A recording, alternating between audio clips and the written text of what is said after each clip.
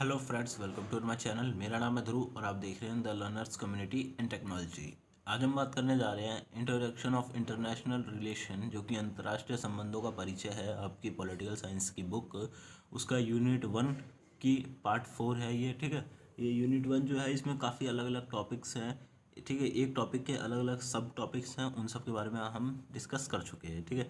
तो अभी तक मैंने 3 पार्ट ऑलरेडी बना दिए हैं। आज की वीडियो में हम चौथे पार्ट की बात करेंगे। तो चलिए आज की वीडियो को शुरू करते हैं। और अगर अभी तक आपने मेरा चैनल सब्सक्राइब नहीं किया तो चैनल को सब्सक्राइब करें और वीडियो को पूरा देखें, बिकॉज ये वाला जो टॉपिक है हो सकता है ये आपके एग्जाम में पूछ लिया जाए, ठीक है। तो जो हमारा टॉपिक है वो है कि यथार्थवाद को हम कुछ उप क्षेत्रों में भी बांट सकते हैं, ठीक है। मैंने थर्ड थर्ड में आपको बताया था, थर्ड पार्ट में, कि यथार्थवाद क्या होता है, ठीक है। यथार्थवाद वो विचारधारा है जिसमें वह लोग आते हैं जो कि केवल उन्हीं चीज़ों को सत्य मानते हैं जो जिस चीज़ों को वो आंखों से देख सकते हैं, ठीक है। जिन चीज़ों का अस्तित्व है, ये केवल उन्हीं चीज़ों को सत्य मानते हैं, ठीक है। तो यहाँ पे हम यथार्थवाद को कुछ उप क्षेत्रों में भी बांट सकते हैं, और जो कि उप क्षेत्र हैं यहाँ पे 3, ठीक है। शास्त्रीय यथार्थवाद, संरचनात्मक यथार्थवाद, नव उत्कृष्ट यथार्थवाद, ठीक है। ये जो 3 तरह के उपक्षेत्र हैं, इन क्षेत्रों में हम बांट सकते हैं यथार्थवाद को। एंड देन उसके बाद हम बात करें आगे, तो ऊपर लिखे जो हैं उनको उनका पूर्ण विवरण क्या है। ऊपर दिए गए उपक्षेत्रों में जो पहला उपक्षेत्र आता है वो होता है शास्त्रीय यथार्थवाद क्या है, ठीक है। तो ये जो 3 उपक्षेत्र हैं ये आपकी बुक्स में भी दिए गए हैं, तो आप उन्हें यहाँ जाके इंग्लिश के मीडियम में जो बुक अवेलेबल है साइट पे, आप उनमें देख सकते हैं। ये आपको वहाँ पे मिल जाएंगे, ठीक है, सब कैटेगरीज। तो हम चलिए पढ़ते हैं। तो जो फर्स्ट है वो है कि शास्त्रीय यथार्थवाद यथार्थवादी स्कूल द्वारा दिया गया एक महत्वपूर्ण सिद्धांत है।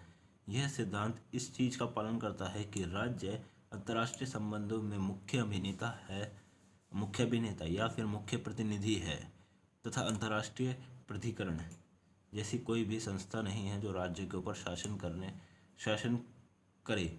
राज्य अपने विकास और हितों के लिए कार्य करता है, ठीक है। तो इतने पॉइंट में ये बताया गया है कि यहाँ पे 3 चीज़ें बताई गई हैं। पहला पॉइंट है कि जो राज्य है वो अंतर्राष्ट्रीय स्तर पर प्रमुख अभिनेता है, ठीक है, या फिर प्रमुख प्रतिनिधि है जो अपने राज्य को दिखाता है, ठीक है, उसकी स्थिति दिखाता है, राज्य ही दिखाता है खुद को। दूसरा, अंतर्राष्ट्रीय स्तर पर कोई भी एक ऐसी संस्था नहीं है जो कि किसी राज्य के ऊपर राज्य के ऊपर एक तरह से शासन कर सके, ठीक है, उसके ऊपर राज कर सके। ऐसे भी अंतर्राष्ट्रीय स्तर पर कोई प्राधिकरण, कोई संस्था नहीं है जो राज्य के ऊपर शासन कर सके। राज्य किस चीज़ों के लिए काम करता है? राज्य अपने विकास और हितों के लिए कार्य करता है, तथा राज्य स्वयं की सुरक्षा करने के लिए शक्ति चाहता है, जिससे कि वह अंतर्राष्ट्रीय स्तर पर विभिन्न देशों से अपनी सुरक्षा कर सके, ठीक है। तो राज्य कार्य करता है केवल अपने हितों के लिए। वो चाहता है कि जो जो वो कार्य कर रहा है उससे उसके हित पूरे हो, ठीक है। कोई भी देश या फिर कोई भी संस्था उसके ऊपर काबू ना कर सके, इसके लिए वो कार्य करता है। दूसरा, राज्य को आत्मरक्षा के लिए, अपने स्वयं की रक्षा करने के लिए क्या चाहिए? शक्ति, ठीक है, उसे चाहिए शक्ति। तो वो शक्ति के लिए भी कार्य करता है, चाहता है कि जिससे वह अंतर्राष्ट्रीय स्तर पर विभिन्न देशों से अपनी सुरक्षा कर सके।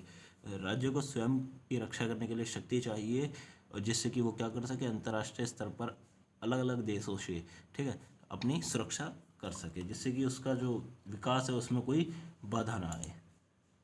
अब आता है देन कि शास्त्रीय यथार्थवाद अंतर्राज्य संघर्ष और राज्य के व्यवहार का वर्णन करने के लिए मानव की प्रकृति जो पर जोर देता है तथा उसके आधार का वर्णन करता है, ठीक है। तो जो शास्त्रीय यथार्थवाद है, अगर हम उसकी स्टडी करें और उसकी स्टडी करने के बाद हम चाहते हैं कि उसका जो अंतर्राज्यीय संघर्ष है, अंतर्राज्यीय संघर्ष मतलब राज्य के अंदर का जो संघर्ष है जो चल रहा है, और राज्य के व्यवहार और राज्य का व्यवहार अगर हमें दर्शाना है तो हम इसके लिए किस चीज़ का प्रयोग कर सकते हैं? हम वहाँ पे सिंपली मानव की जो प्रकृति है, ठीक है, मानव की प्रकृति पर जोर देता है, ठीक है। तो मानव की प्रकृति का प्रयोग कर सकते हैं, हम मानव की प्रकृति का अध्ययन करेंगे, जिससे कि हमें ये पता चल जाएगा कि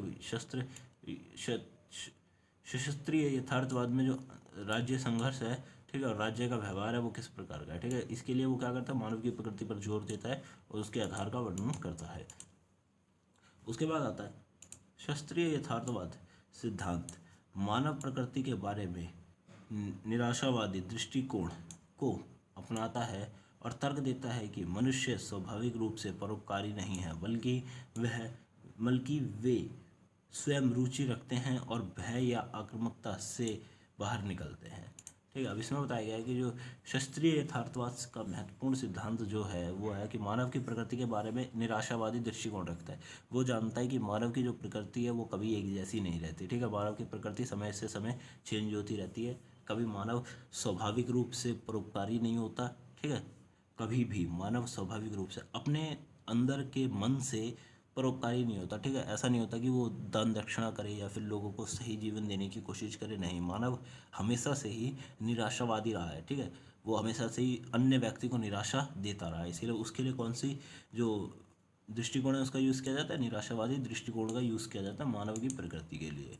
दूसरा, परोपकारी नहीं है बल्कि वे स्वयं रुचि रखते हैं। ठीक है, तो मानव क्या करता है, मानव परोपकारी नहीं है पर वो स्वयं की रुचि के अनुसार अपने आप को बदलता है। ठीक है, अगर उसकी रुचि है कि वो चाहता है कि लोगों की रक्षा करे या फिर लोगों की सहायता करे तो वो परोपकारी है, बट कुछ समय बाद वो अपनी रुचि बदल सकता है या आक्रामकता से बाहर निकलते हैं। ठीक है, या फिर वो व्यक्ति आक्रामक हो सकता है। ठीक है, तो ये पॉइंट बताए गए हैं। देन इसके बाद देखें हम आगे, तो यहाँ पे बताया गया है इसके अलावा यह जोर देता है कि मानव स्वभाव अंतर्राष्ट्रीय अराजकता के कारण अंतर्राष्ट्रीय राजनीति में राज्य द्वारा परिलक्षित होता है।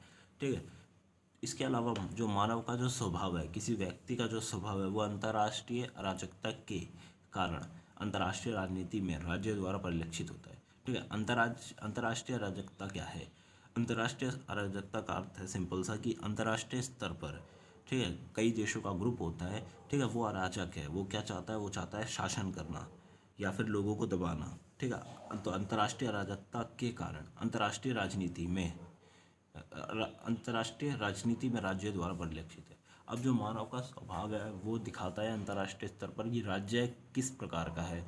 ठीक है, सपोज़ करिए कि अगर हम भारत की बात करें अंतर्राष्ट्रीय स्तर पर, तो हम ये कह सकते हैं कि भारत की अगर जनता खुश है, ठीक है, तो अंतर्राष्ट्रीय स्तर पर भारत की जो पहचान होगी वो अच्छी होगी। बट अगर वहीं पे हम पाकिस्तान की बात करें जहाँ की जनता अंतर्राष्ट्रीय स्तर पर खुश नहीं है, ठीक है, पाकिस्तान से अंतर्राष्ट्रीय स्तर पर, तो वहाँ की क्या होगी? ये अंतर्राष्ट्रीय स्तर पर पाकिस्तान के लिए काफ़ी खराब बात है। ठीक है, ये बताया गया। उसके बाद शास्त्रीय यथार्थवाद पहली बार अपने आधुनिक रूप में 1918 से 39 में के अंतर्राष्ट्रीय काल के दौरान पैदा हुआ था। ठीक है, जो शास्त्रीय यथार्थवाद का जो शब्द है सबसे पहले उसका प्रयोग किया गया था 1918 से 39 के बीच में, जो अंतर्राष्ट्रीय काल के दौरान पैदा हुआ था। ठीक है, उस समय अंतर्राष्ट्रीय स्तर पर जो अलग अलग देशों के जो युद्ध चल रहे थे, ठीक है, second world war world war के ख़त्म होने के बाद और सेकेंड वर्ल्ड वॉर के शुरू होने से पहले, ठीक है, ये शब्द का यूज़ किया गया था। ठीक है, 14 से 18 पहली वर्ल्ड वॉर चली थी और 39 से 45 सेकेंड। ठीक है, तो 18 से लेकर 39 तक इसका दौर चला। फिर आता है अंतर युद्ध काल, जब दो देशों के अंदर युद्ध चल रहा था तथा संघर्ष अपनी चरम सीमा पर था। ठीक है, तो अंतर युद्ध काल का अर्थ होता है कि जब दो देशों के अंदर जब एक देश के एक देश के अंदर ही सेना या फिर जनता के बीच में युद्ध चल रहा होता है। ठीक है, तो वो क्या कहलाता है? अंतर युद्ध काल कहलाता है।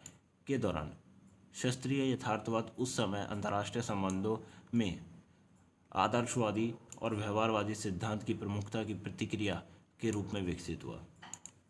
ठीक है, जब अंतर युद्ध काल चल रहा था विश्व में, ठीक है, तब उस समय लोग आदर्शवादी सिद्धांत को और व्यवहारिक सिद्धांत को ज़्यादा मानते थे। तो उसके रूप में किसका जन्म हुआ? उसके रूप में जन्म हुआ शास्त्रीय यथार्थवाद का। ठीक है, वो पूरी तरह विकसित भी हुआ इसी के अंदर। ठीक है, व्यवहारिक सिद्धांत की प्रमुखता की प्रतिक्रिया के रूप में विकसित हुआ। उसके बाद हमारा जो सेकंड आता है वो आता है संरचनात्मक यथार्थवाद। क्या है संरचनात्मक यथार्थवाद? अंतर्राष्ट्रीय संबंधों का एक सिद्धांत है जो यह दर्शाता है कि शक्ति अंतर्राष्ट्रीय संबंधों में महत्वपूर्ण कारक है तथा वह बहुत महत्वपूर्ण है।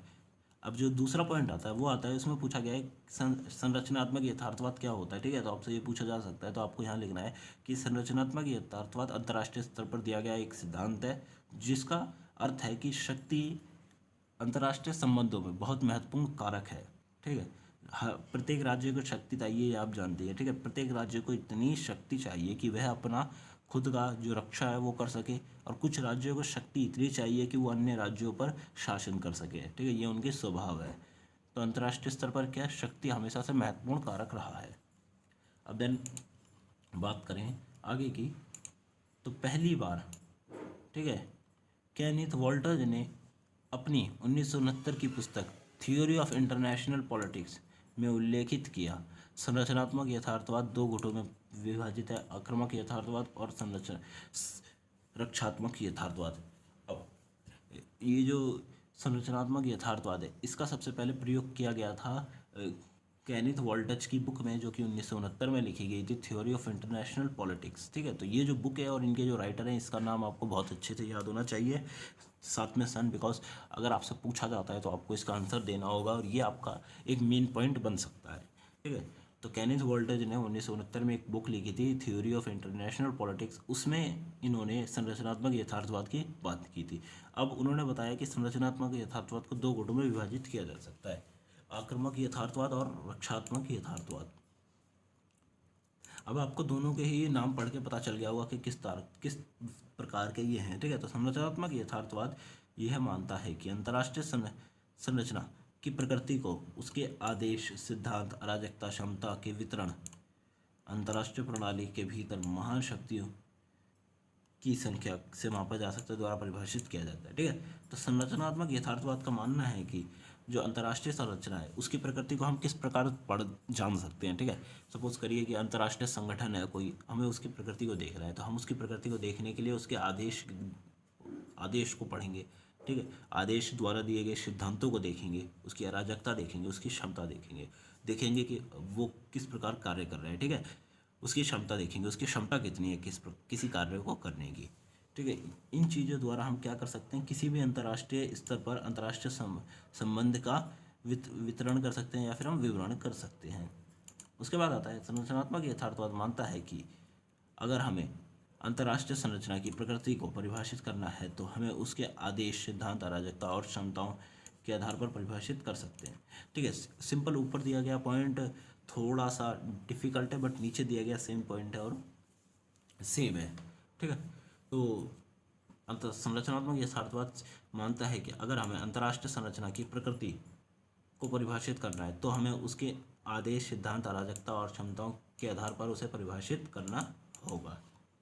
इसके बाद आता है नेक्स्ट पॉइंट, अंतर्राष्ट्रीय संरचना का अराजक आदेश सिद्धांत विकेंद्रित है, जिसका अर्थ है कि कोई औपचारिक केंद्रीय प्राधिकरण नहीं है।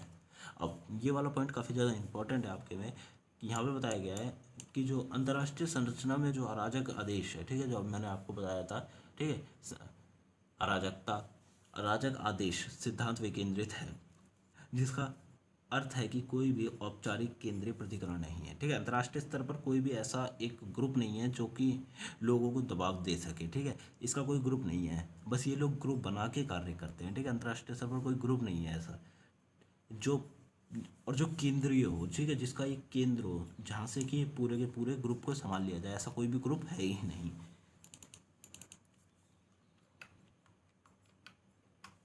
अब यहाँ बताया गया है,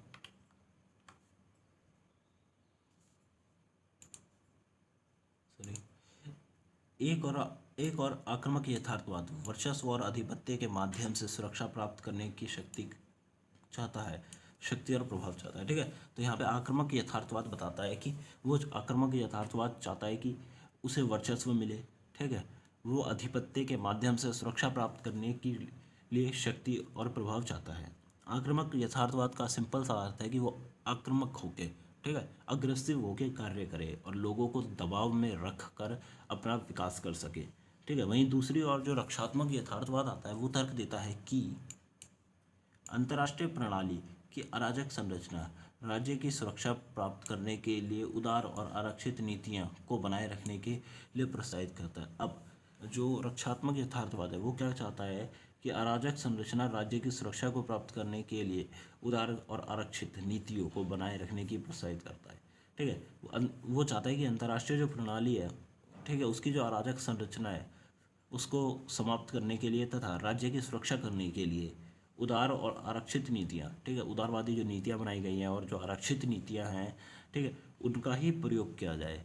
ये नहीं है कि आप लोग अग्रेसिव होके किसी के ऊपर दबाव देके उससे अपना काम करवाएं, ठीक है, या फिर अपनी रक्षा करें। तो इस प्रकार का कोई भी कार्य ना किया जाए, बस अपनी सेफ्टी करें, अन्यथा किसी और के मामले में या फिर किसी और के ऊपर शासन करने की कोशिश ना करें। अब रक्षात्मक वो अगर हम आक्रामक यथार्थवाद की बात करें तो एक तरह से वो अपनी तो अपने के ऊपर अपनी जो सुरक्षा कर रहा है, बट वहीं पे अगर वो चाहे ये वाला विचारधारा इसमें बदल सकती है फटाफट कि वो किसी अन्य देश पर भी कब्जा कर सकते हैं। ठीक है, क्योंकि वो आक्रामक है, वो कल को किसी देश पे कब्जा करके उस पर शासन कर सकते हैं। ठीक है, तो इसीलिए ज़्यादातर लोग संरचनात्मक यथार्थवाद के अंदर किसको सुरक्षात्मक यथार्थवाद को बढ़ावा देते हैं। उसके बाद आता है हमारा नेक्स्ट पॉइंट जो आता है वो आता है नव उत्कृष्ट यथार्थवाद। ठीक है, नव उत्कृष्ट यथार्थवाद, ये आपका थर्ड और लास्ट पॉइंट जो है वो ये है, नव उत्कृष्ट यथार्थवाद। नव उत्कृष्ट यथार्थवाद का प्रयोग विदेश नीति के विवरण के लिए किया जाता है ठीक है, यहाँ पे क्या लिखा जाता है कि क्या आएगा और यहाँ पे क्या लिखा हुआ, गलती होगी वो। ठीक है, तो मैं आपको बता दिया। तो नव उत्कृष्ट यथार्थवाद का सिंपल सा जो मीनिंग है उसका वो है कि इस सिद्धांत का प्रयोग सिंपली विदेश नीति के विवरण के लिए किया जाता है। ठीक है, अगर आपको किसी भी देश की विदेश नीति को विवरण करना है, बताना है, तो उसके लिए आप नव उत्कृष्ट यथार्थवाद का प्रयोग कर सकते हैं। पहली बार यह शब्द 1998 में वर्ल्ड पॉलिटिक्स रिव्यू आर्टिकल में जिदेओन रोज द्वारा गढ़ा गया था। ठीक है, तो ये आपको पता होना चाहिए कि यह शब्द जो नव उत्कृष्ट यथार्थवाद है, ठीक है, इसका सबसे पहले प्रयोग किया गया था 1998 में एक आर्टिकल में जिसका नाम था वर्ल्ड पॉलिटिक्स रिव्यू आर्टिकल, किसके द्वारा लिखा गया था, जिदेओन रोज के द्वारा लिखा गया था। यह शास्त्रीय यथार्थवाद और नव यथार्थवाद विशेष रूप से संरचनात्मक यथार्थवाद सिद्धांत का संयोजन है। ठीक है, ये जो नव उत्कृष्ट यथार्थवाद है ये दो तीन तरह के यथार्थवादों का मेल है। ठीक है, संयोजन है। शास्त्रीय यथार्थवाद, ठीक है, उसके बाद नव यथार्थवाद विशेष रूप से संरचनात्मक यथार्थवाद का क्या है, संयोजन है। उसके बाद आता है